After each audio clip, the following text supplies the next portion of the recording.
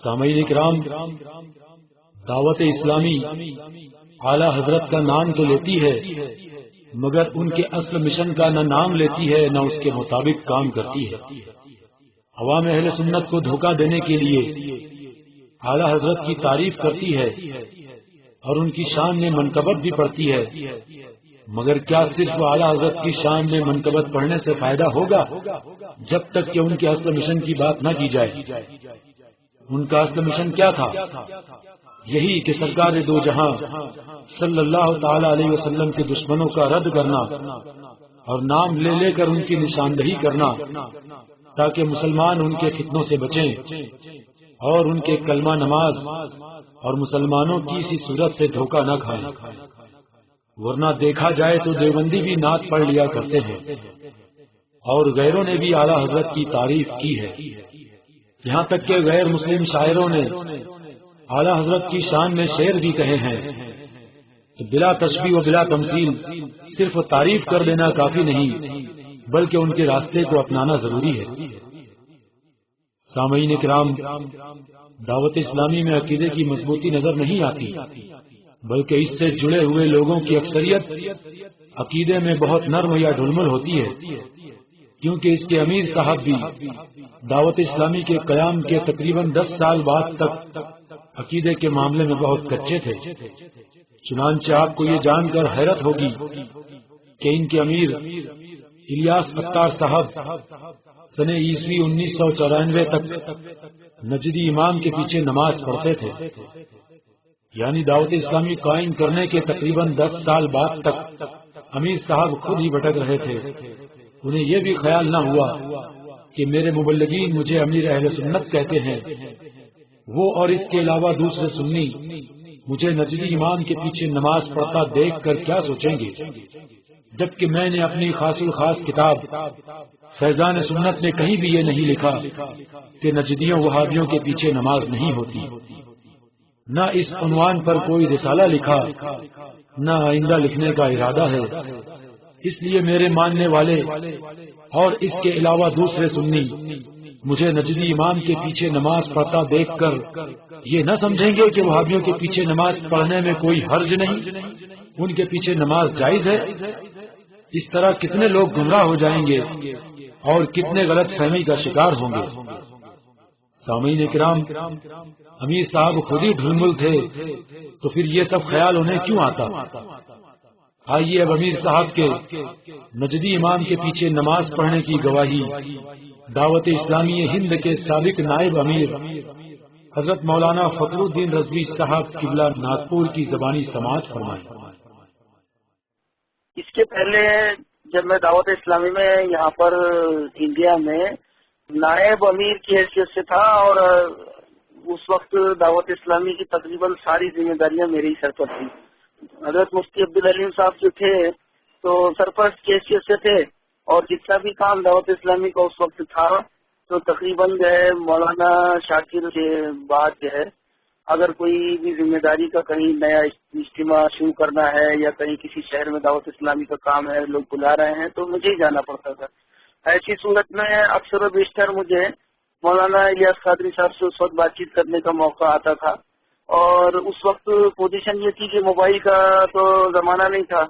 اس وقت I S T کال کرنے کے لیے کم ریٹ میں رات میں بات چیت کرنے کے لیے کم ریٹ ہوا کرتے تھے، اس لیے ہم لوگ جو ہے یہ ناگپور شہر میں ایک سٹی پوسٹ آفس ہے، وہاں جا کر کم ریٹ میں بات چیت بہت دیر تک گفتگو ہوتی رہتی تھی۔ تو ان سے کبھی یہ نماز کے تعلق سے بھی بات چیت ہوئی ہے، جو نجدی امام کے پیچھے وہاں جاتے ہیں اور نماز ادا کر لیتے ہیں۔ جب میں نے کہا بھائی آپ ان کے پیچھے نماز کیوں پڑھتے ہیں، میں نے سنا ادھر کہ آپ پڑھ لیتے ہیں، تو آپ کو دیکھ کر دوسرے اور لوگ جو ہے وہ بولیں گے کہ ہم حضرت صاحب پڑھتے ہیں تو ہم بھی پڑھتے ہیں۔ تو بات چیت میں نے ان کو فون پر یہی سمجھایا تھا، یہی بتایا تھا کہ بھائی ان کے پیچھے نماز کسی حال میں نہیں پڑھنا چاہیے، اور ہزاروں کی تعداد میں بلکہ لاکھوں کی تعداد میں لوگ وہاں ایسے آتے ہیں کہ جو نہیں پڑھتے ہیں، تو اگر وہاں نہیں پڑھی اس وقت تو کون سی مصیبت آ جائے گی ایسے۔ پھر آپ جو ہے تحریک کے امیر ہیں اور بہت سے لوگ آپ کے پیچھے چلنے والے لوگ ہیں، آپ کی بات ماننے والے لوگ ہیں، تو ایسے آدمی کو تو بالکل پڑھنا نہیں چاہیے. آپ کو دیکھ کر بہت سارے لوگ پڑھیں گے اور وہ سمجھیں گے کہ نماز ہو جاتی ہے. تو آپ کا یہ مسئلہ دوسرے لوگوں کے لیے تو بڑا دلیل بن جائے گا کہ جو لوگ دعوت اسلامی ابھی آئی ہے اور سارے لوگ اس سے ابھی جو محبت کر کے جڑے ہوئے ہیں لوگ، ان کے سامنے جب علماء اہل سنت تقریروں میں جمعے کے خطبوں میں بیان کرتے ہیں کہ بھئی حج کرنے کے لیے آپ جا رہے ہو تو آپ اپنی نماز ان کے پیچھے نہ پڑھو، اور نجدی اماموں کے پیچھے، یہ جو وہاں کے امام ہیں وہ نجدی امام ہے اور ان کے پیچھے نماز نہیں ہوتی ہے، اس لیے اپنی نماز اپنے طور پر پڑھنا چاہیے. اور ان سب باتوں کو جب سمجھایا میں نے، تقریباً یہ 1994 کی بات ہے یہ، تو کافی دیر تک افہام و تفہیم و فہمائش ہوتی رہی. اور بہت دیر کے بعد میں پھر انہوں نے کہا تھا کہ ٹھیک ہے آپ جو بول رہے ہیں اس پر غور و فکر کیا جائے گا، اور ہم جو اپنے مبلغین ہیں ان کو بھی جو ہے اس طرح انہوں نے بات چیت کی تھی.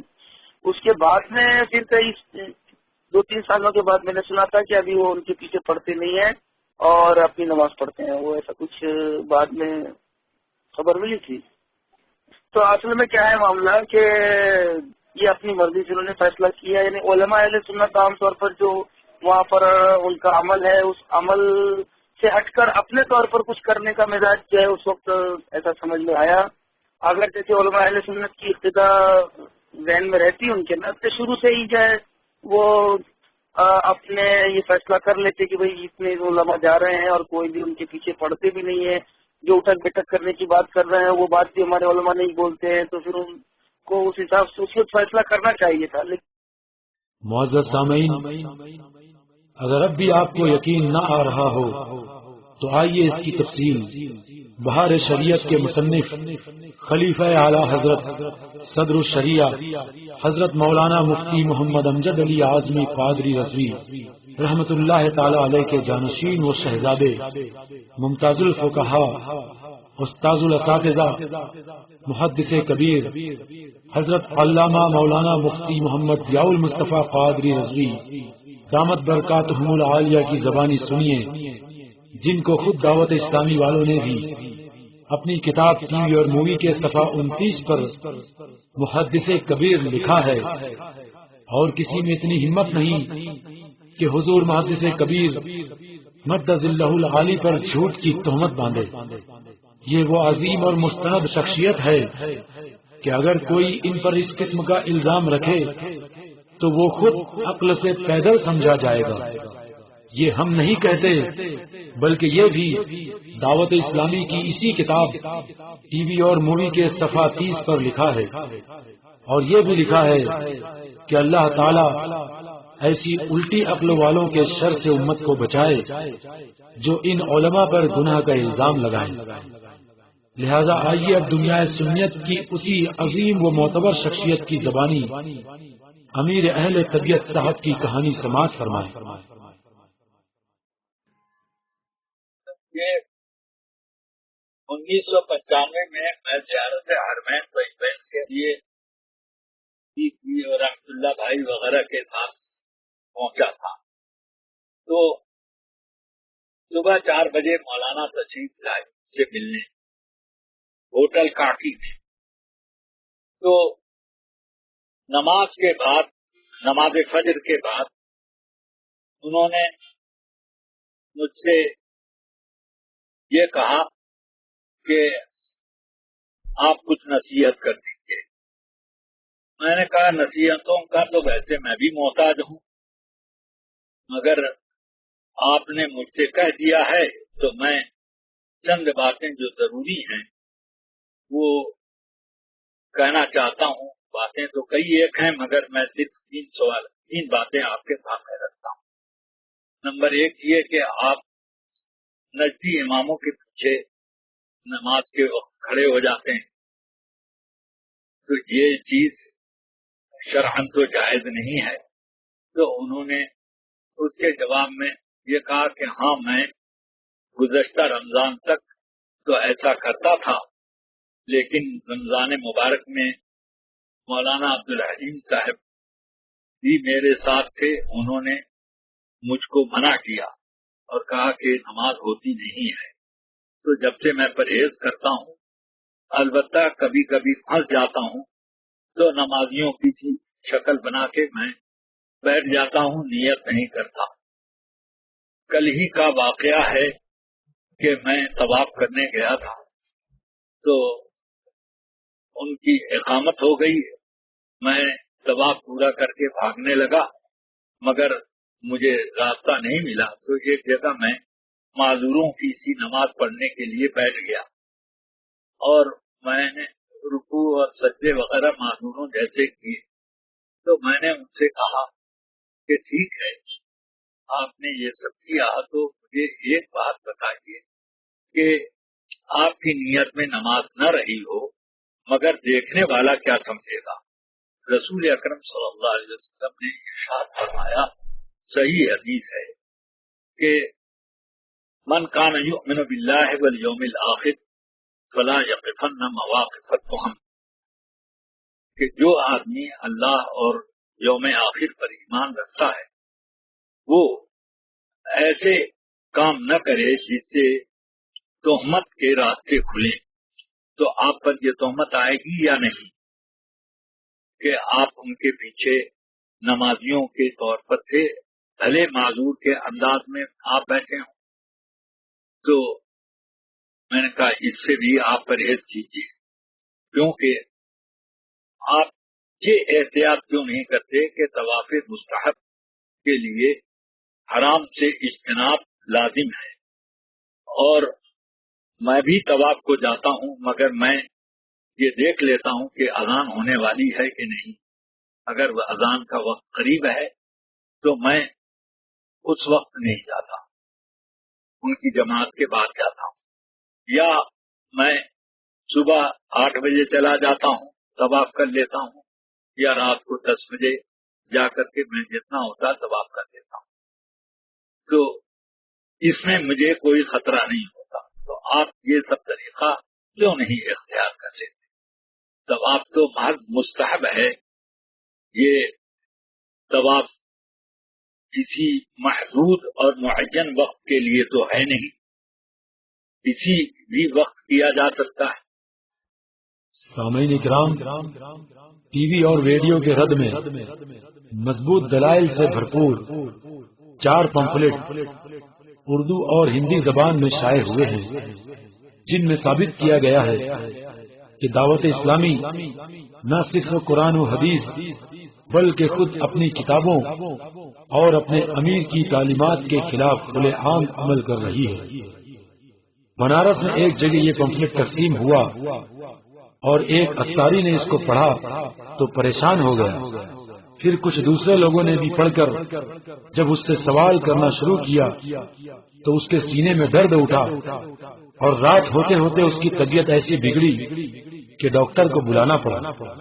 اس لیے کسی اتاری کو یہ پمفلٹ سنبھل کر دے.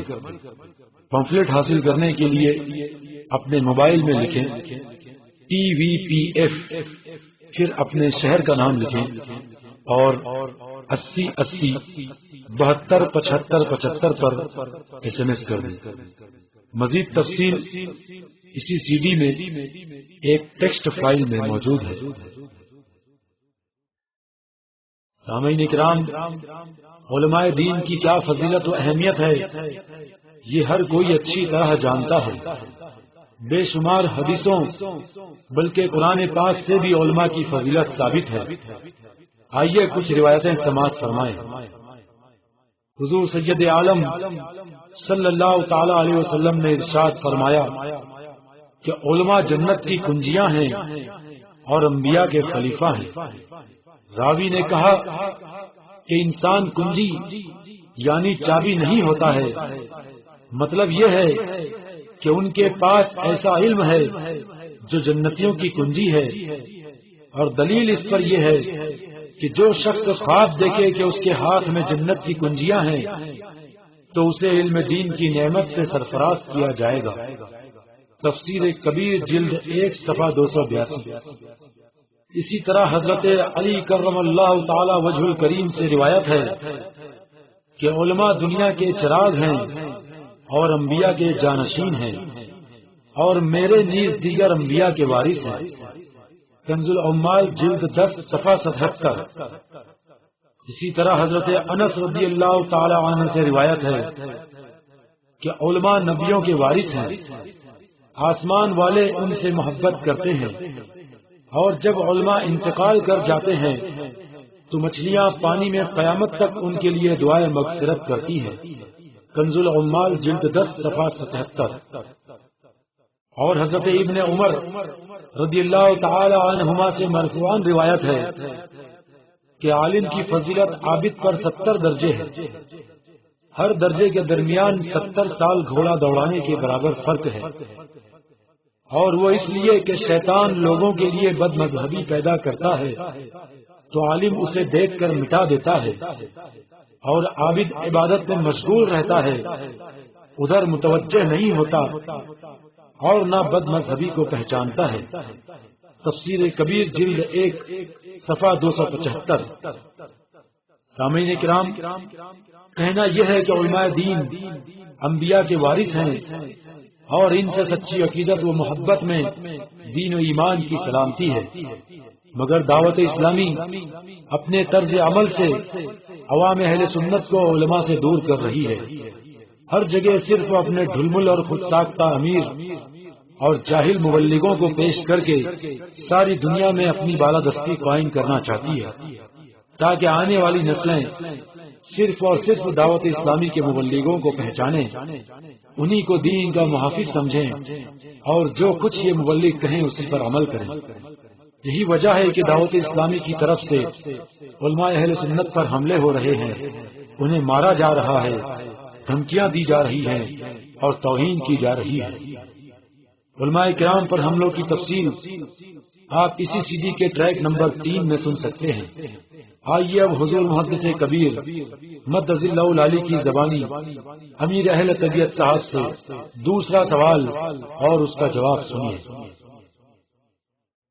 اب رہ گیا دوسرا معاملہ، تو وہ یہ ہے کہ آپ کی تنظیم میں جو لوگ شریک ہوتے ہیں سارے علماء سے الگ تھلگ ہو جاتے ہیں، آخر ایسا کیوں؟ تو کہنے لگے، ایک پرچہ انہوں نے نکالا تقریباً 4 یا 4.5 انچ کا وہ پرچہ تھا، اور بہت باریک قلم سے اس پر کچھ لکھا ہوا تھا اور ہری روشنائی سے چھپا ہوا تھا، بہت باریک قلم تھا۔ مجھ سے انہوں نے کہا کہ میں نے یہ 1,25,000 چھپوا کر کے تقسیم کیا ہے، جس میں علماء کی فضیلتیں حدیثوں سے لکھی ہیں، اور میں نے اس میں کچھ اپنا یہ کہا کہ علماء کے ساتھ رابطہ رکھنا ضروری ہے۔ تو میں نے کہا پھر اس کا رزلٹ کیا نکلا؟ کہیں کہ رزلٹ تو میرے اختیار میں نہیں ہے۔ میں نے کہا کہ یہ بات تو میں نہیں سمجھتا کہ آپ ایک لنگے سر گھومنے والے کو اپنی تنظیم میں شامل کرتے ہیں تو اس کے سر پر ہری پگڑی چپکا دیتے ہیں، اور وہ چپک جاتی ہے، دن رات اس کے سر پہ چپکی رہتی ہے، مگر علماء کی تکریم اس سے زیادہ لازم ہے، اور علماء جو اس قابل ہیں کہ ان کی اقتداء کی جائے وہ دنیا سے ابھی مبعوث نہیں ہوئے، ان سے بھی وہ بائیکاٹ رکھتے ہیں۔ اس کام کے لیے ایک چھوٹا سا 4.5 انچ کا یا 4 انچ کا ایک کارڈ چھپوا کر کے آپ نے بٹوا دیا، تو اس کی اہمیت کیا ہوگی؟ اور وہ بھی اتنا باریک ہوگا تو کون پڑھے گا؟ یہ اس لیے میں نے کہا کہ اتنا باریک تھا کہ مجھے بھی پڑھنے میں زحمت ہوئی، تو عوام اس کو کیا پڑھیں گے؟ آپ تو خواب کے لیے کتابیں چھاپتے ہیں۔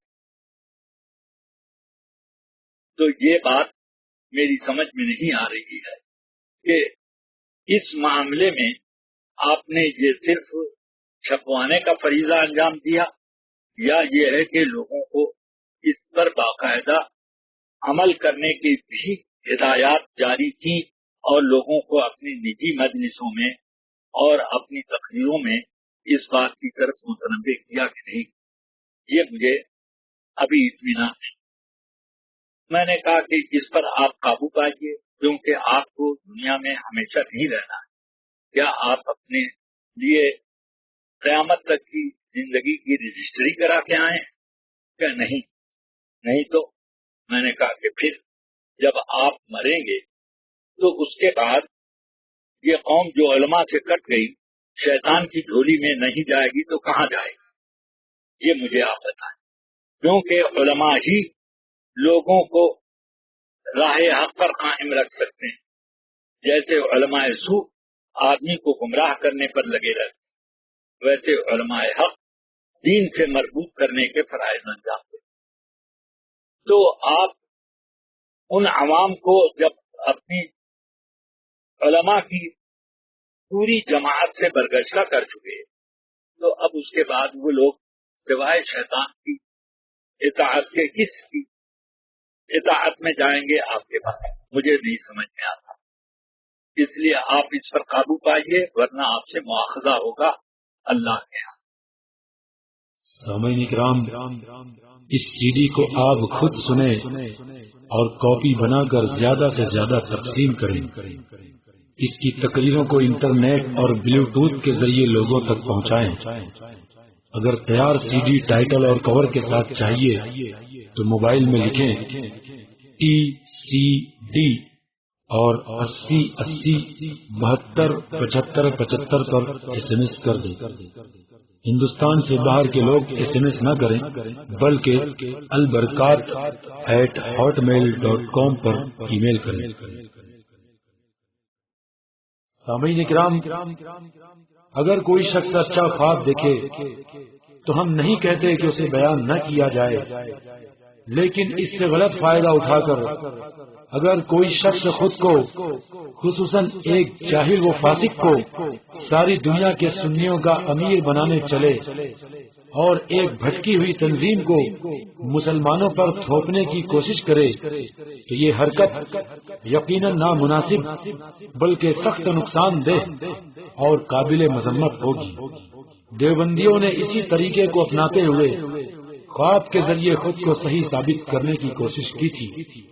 ان کے نت نئے انوکھے خواب کے رد میں علماء اہل سنت نے کتابیں لکھی، جن میں ایک مشہور کتاب خوابوں کی بارات ہے جو صدر آل انڈیا سنی جمعیت العلماء ممبئی حضرت مولانا منصور علی قادری رضوی صاحب قبلہ نے لکھی ہے۔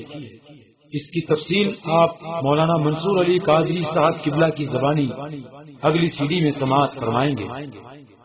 کہنا یہ ہے کہ اگر خوابوں ہی پر دین کی بنیاد رکھ دی جائے تو دین اسلام کا تو اللہ ہی حافظ ہے۔ دعوت اسلامی کے عجیب و غریب اور ناپاک خوابوں کا مکمل آپریشن اس سی ڈی کے اگلے ایڈیشن نمبر 2 میں پیش کیا جائے گا۔ آئیے اب حضور محدث کبیر مدد اللہ العلی کی زبانی امیر اہل طبیعت صاحب سے تیسرا سوال اور اس کا جواب سماعت فرمائیں۔ تیسری بات میں نے ان سے یہ کہی کہ آپ کے بارے میں اتنے مبشرات اور خواب اور بیداری کے معاملات رسول پاک صلی اللہ علیہ وسلم کی طرف منسوب ہیں جو میں نے آج تک کسی اور بزرگ کے بارے میں نہیں پڑھا، نہ میں نے اعلیٰ حضرت کے بارے میں اتنا پڑھا اور نہ میں نے اتنا غوث اعظم رضی اللہ تعالیٰ عنہ کے بارے میں مبشرات پڑھے جتنے مبشرات آپ کے بارے میں۔ ایسا مجھے محسوس ہوتا ہے کہ شاید آپ کا درجہ بڑے بڑے بزرگوں پر بھی بڑھ گیا ہے یا کیا معاملہ ہے، اللہ بہتر جانے۔ میں نے اس سلسلے میں ان سے یہ بھی کہا کہ آپ کے چاہنے والے کپڑا بیچ رہے ہیں دکان پر اور بیچتے بیچتے اپنے بغل میں جو سائڈ میں دیکھا تو رسول پاک آپ کو گود میں لیے ہوئے بیٹھے ہیں۔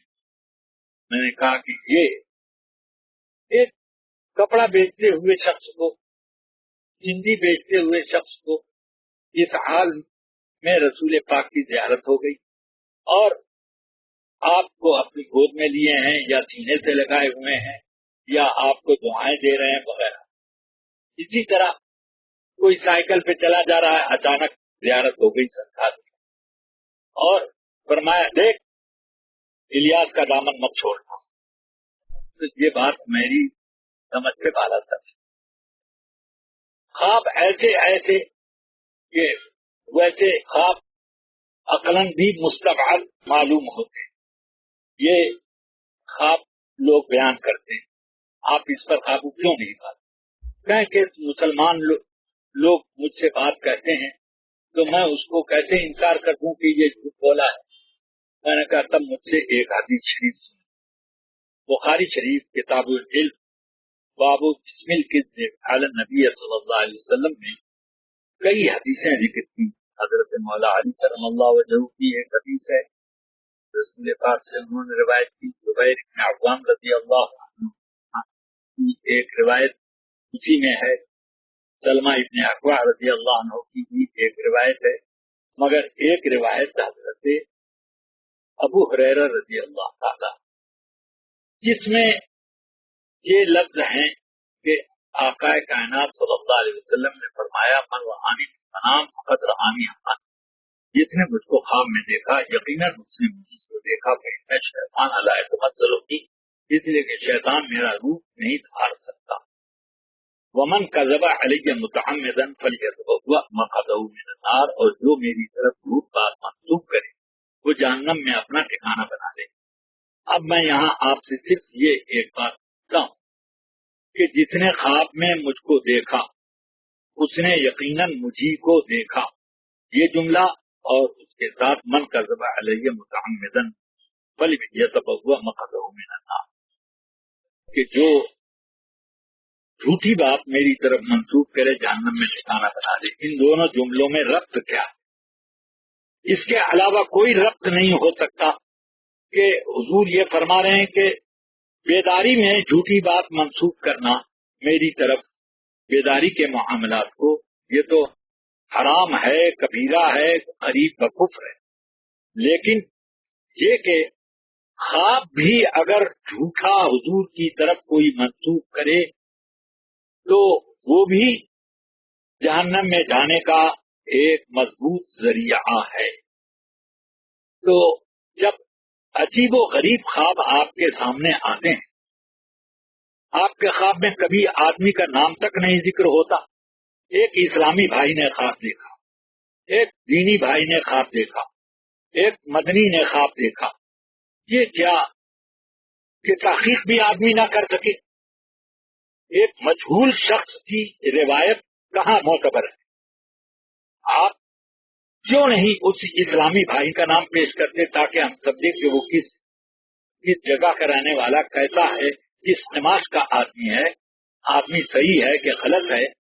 پھر اس طرح سے آپ لوگوں پر دباؤ ڈال کر کچھ چیزیں بھی لکھواتے ہیں، اور خود اپنے قلم سے بھی آپ نے فیضان سنت میں بہت سے خواب ایسے لکھے. تو اس بنا پر میں یہ نہیں سمجھتا کہ اس معاملے میں آپ کے لیے کوئی رائے جواز ہو. یہ اپنے قلم سے اپنی تعریف کا پل باندھنا ہے، اور وہ بھی ایک ناجائز راستے سے.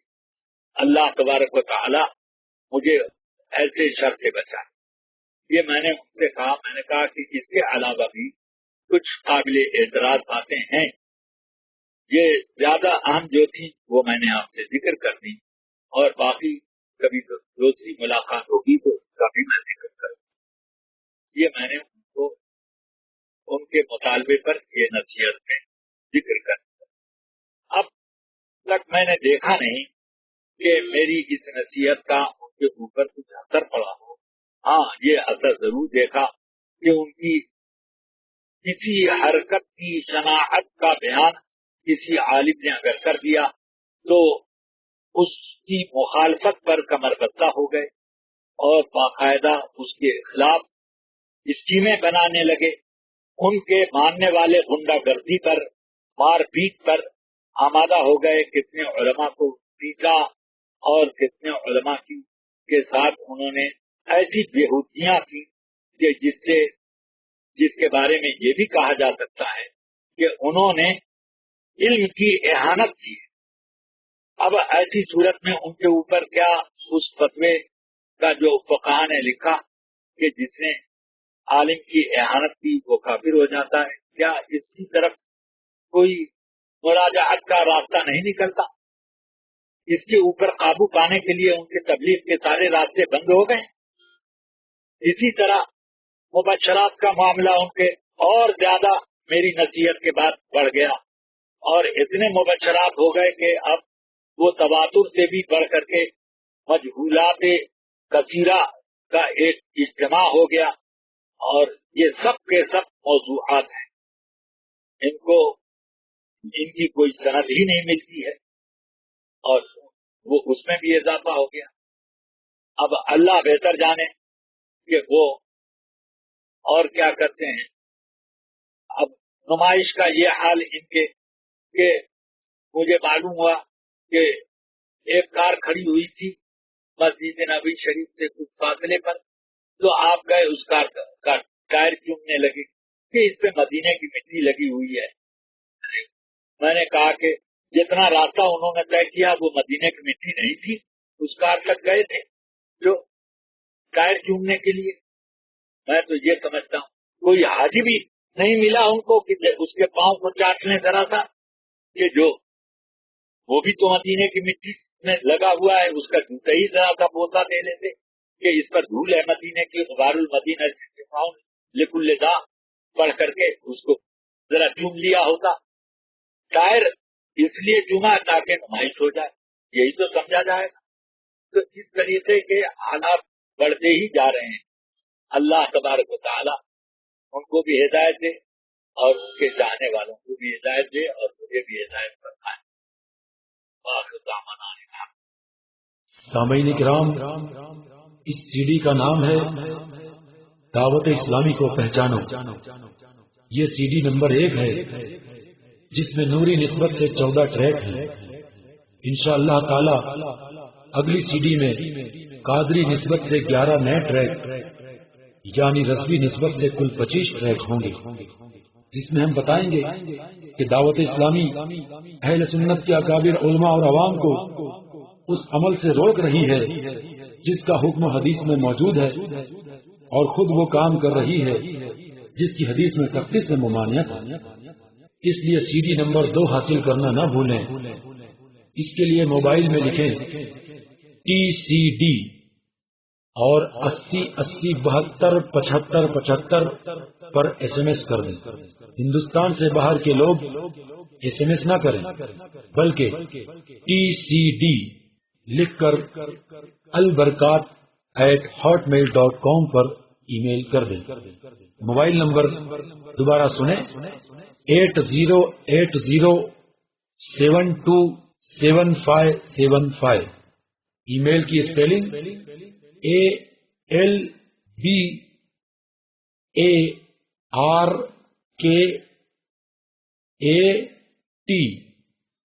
ALBARKAT albarkat@hotmail.com۔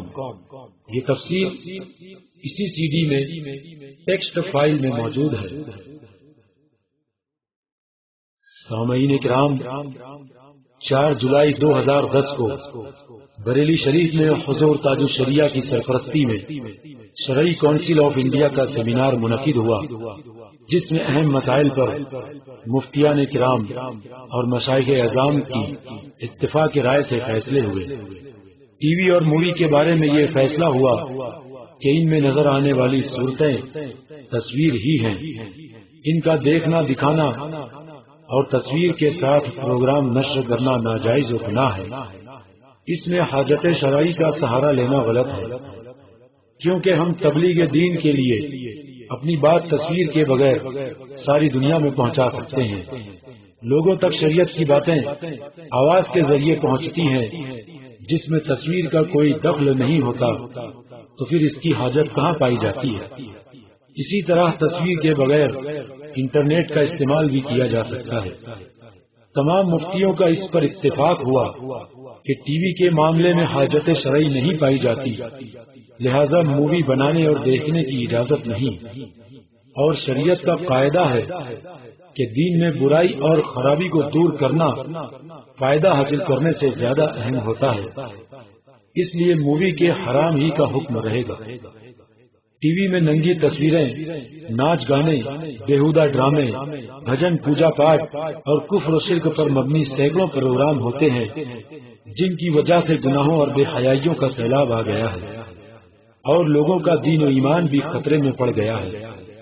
لہذا اس کے نقصان کو روکنے اور پیغام اعلی حضرت گھر گھر پہنچانے کے لیے حضور تاج الشریعہ کی اجازت سے جماعت رضائے مصطفیٰ کے زیر اہتمام رضا آڈیو چینل شروع کیا گیا ہے، جس میں صرف آواز ہوتی ہے۔ اس کے لیے خاص اسپیکر باکس گھروں میں لگائے جاتے ہیں۔ جس شہر میں رضا چینل شروع کرنا ہو وہاں ایک کمپیوٹر سسٹم قائم کیا جاتا ہے جو انٹرنیٹ سے رضا چینل کا پروگرام لے کر مسلسل نشر کرتا رہتا ہے۔ یہ پروگرام کیبل یعنی تار کے ذریعے شہر کے ہر گھر میں موجود اسپیکر باکس تک پہنچتا ہے جو نہایت صاف اور دلکش آواز میں سنائی دیتا ہے۔ رضا چینل کا پروگرام روزانہ صبح صادق سے شروع ہو کر رات 11:30 بجے تک جاری رہتا ہے، جس میں 5 وقت کی اذانیں، نعت و منقبت، صلاۃ و سلام، مناجات، شجرہ، تلاوت قرآن مجید، ماں ترجمہ کنز الایمان اور شرعی مسائل و معلومات پر مشتمل بے شمار تقریریں پیش کی جاتی ہیں، جن میں بالخصوص حضور تاج الشریعہ، حضور محدث کبیر، داماد تاج الشریعہ مفتی شاہد رضا نعیمی، مولانا سید شاہ تراب الحق قادری، مولانا ادریس رضا، مولانا سید سراج اظہر رضوی، مفتی محمود اختر قادری، مولانا مجیب علی رضوی، مولانا عبد المصطفیٰ رضوی، مفتی مجیب اشرف رضوی کے علاوہ شارع بخاری، مفتی شریف الحق امجدی، علامہ مشتاق احمد نظامی اور علامہ ارشد القادری رحمۃ اللہ تعالی علیہ مجمعین کے بیانات بھی ہوتے ہیں۔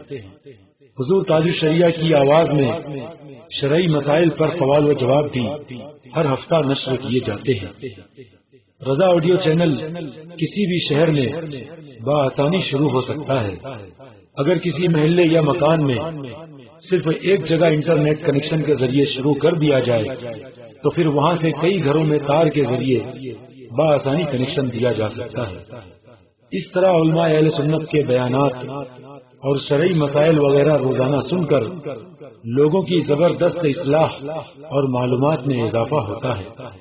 اگر کسی شہر میں کیبل اسپیکر جاری ہے تو اسے رضا چینل میں بدل سکتے ہیں۔ اس طرح کیسٹ بجانے یا آپریٹر کی ضرورت نہ رہے گی اور اس شہر کے وقت کے مطابق روزانہ پروگرام چلتا رہے گا۔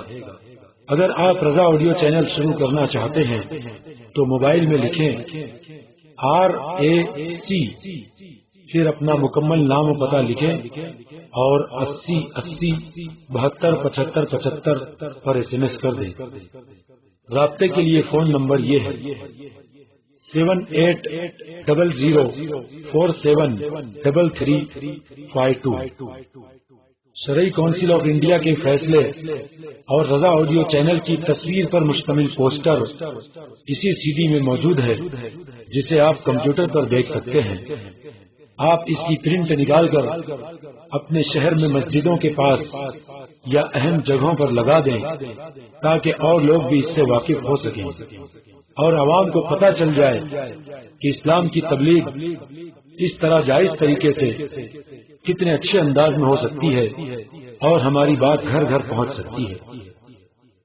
آئیے اب رضا آڈیو چینل کے بارے میں حضور محدث کبیر کے تاثرات سماعت فرمائیں۔ الحمدللہ نحمدہ ونصلی ونسلم علی رسولہ الکریم، اما بعد، یہ معلوم ہو کر مجھے بہت زیادہ فرحت اور مسرت کا احساس ہوا کہ جماعت رضائے مصطفیٰ نے رضا آڈیو چینل کا اہتمام کیا ہے۔ یہ آڈیو چینل ٹی وی اور ویڈیو کی گندگیوں سے پاک ہے اور ٹی وی وغیرہ کے ذریعے سے جو معاشرے پر برے اثرات قائم ہو رہے ہیں اور لوگوں میں شریعت بیداری کے جراثیم بری طرح سے اثر ڈال رہے ہیں، اس سے بچنے کے لیے یہ نہایت ہی مناسب اقدام ہے۔ اور یہ ایک مخصوص طریقہ انہوں نے رکھا کہ صرف آواز کے ذریعے سے دین کی باتیں لوگوں کے گھروں میں اور پورے خانوادے میں پہنچائی جا سکے۔ کئی شہروں میں یہ کام شروع کیا گیا اور کامیابی کے ساتھ یہ ترقی کی راہ پر جا رہا۔ مجھے یہ بھی معلوم ہوا کہ یہ بہت لمبے وقت تک پروگرام چلتا ہے، یعنی صبح 7 سے شروع ہو کر رات کے 11:30 بجے تک یہ پروگرام چلتا رہتا ہے، اور اس میں 5 وقت کی اذانیں، نعت، منقبت، صلاۃ السلام، مناجات، شجر شریف اور قرآن مجید کی تلاوت اور قرآن مجید کا ترجمہ کنز ایمان اور دیگر شرعی مسائل اور معلومات اور سوالات کے دینی سوالات کے جوابات وغیرہ، یہ سب اس چینل کے ذریعے سے لوگوں تک پہنچائے جاتے ہیں۔ میں دعا کرتا ہوں کہ اللہ تعالی اس چینل کو، یعنی رضا آڈیو چینل کے پروگرام کو مزید ترقی دے اور اس کے ذریعے دین اور دینداروں کو کی ترقی اور ان کی فلاح و بہبود کا اللہ تعالی مضبوط ذریعہ بنا، اور جو لوگ اس پروگرام کو چلا رہے ہیں اللہ تعالی غیبی تعریف سے ان کو نوازتا رہے۔ میں ان تمام اہل سنت سے جو میری بات سننے کے لیے آمادہ ہوں، ان سے یہ اپیل کرتا ہوں کہ وہ اس چینل کی حمایت بھی کریں، اس سے استفادہ کریں اور اس سے دوسروں کو فائدہ بھی پہنچائیں۔ ہوٹلوں اور دکانوں میں جہاں جہاں لوگوں کے اثرات ہیں وہاں پر بھی اس رضا آڈیو چینل کا کوئی سسٹم قائم کریں کہ وہاں پر بیٹھے ہوئے لوگ، چلتے ہوئے لوگ، کھڑے ہوئے لوگ بھی اس سے فائدہ اٹھا کر اپنی دینداری میں چار چاند لگائیں۔ اللہ تعالیٰ قبول فرمائے، خیر و برکت دے، اور ان حضرات کو بھی جو اس چینل کے تمام انتظام میں لگے ہیں اور خاص طور سے مولانا تعالی صاحب کو خوب خوب نوازے، اپنے کرم سے اپنی رحمت سے نوازتا ہے۔ السلام علیکم۔